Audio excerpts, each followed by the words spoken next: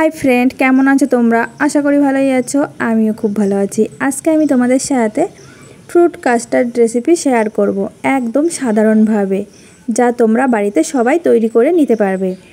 তার জন্য কিন্তু পুরো ভিডিওটা দেখার অনুরোধ রইল। তো চলো বেশি কথা না বাড়িয়ে আমি শুরু করে দিই এই রেসিপিটা। আমি এখানে নিয়েছি আধা বাটি দুধ, আগের থেকে জাল করে ঠান্ডা করা। এখন আমি তার মধ্যে দিয়ে দিচ্ছি 1.5 চামচ কাস্টার্ড পাউডার। আর এখন এই দুধের সাথে ভালো করে আমি মিশিয়ে দেব।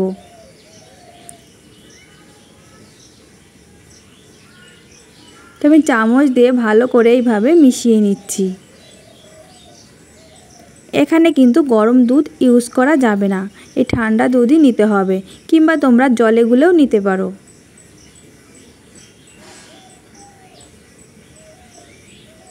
আমার গোলা হয়ে গেছে, এখন এক সাইডে রেখে দিই।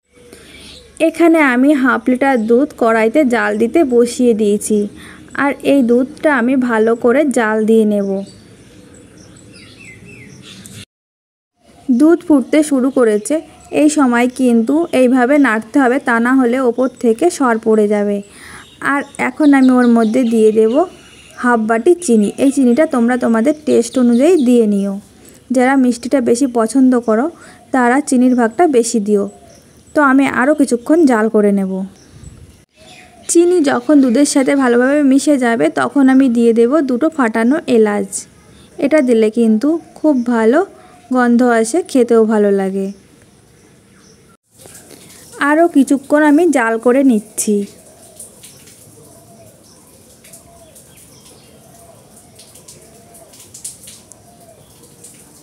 এখন চুলার আঁচটা একদম লো হিটে রেখে আমি যে কাস্টার্ডের মিশ্রণটা করে রেখেছিলাম সেই মিশ্রণটা দিয়ে দিচ্ছি।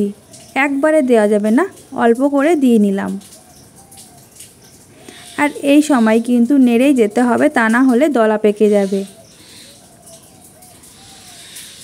এখন আমি পুরোটাই দিয়ে দেব, দিয়ে আমি নাড়তে থাকবো।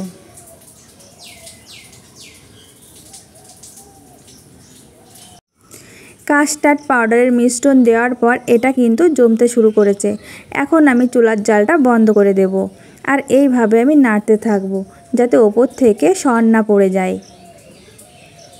আমি এই কড়াইয়ের মধ্যে এইভাবে 3-4 মিনিট ধরে নেড়ে নেব।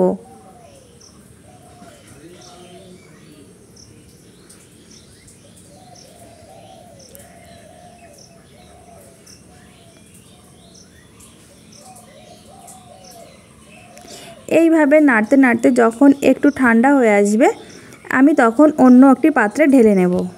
আমি একটা বাটিতে ঢেলে নিয়েছি, আর এটা ঢাকা দিয়ে ঠান্ডা হতে দেব। আমি পুরোপুরি ঠান্ডা করে নিয়েছি।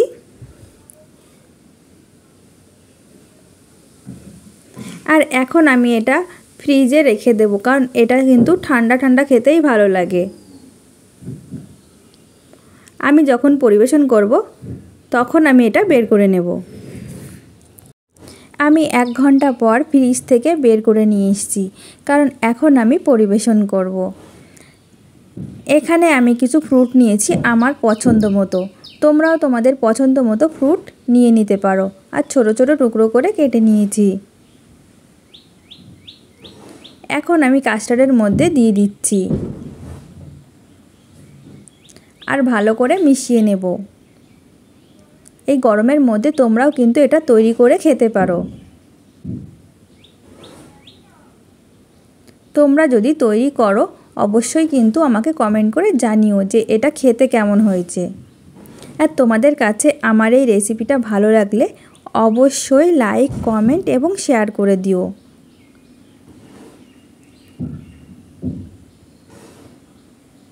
আমার এটা পরিবেশনের জন্য তৈরি হয়ে গেছে।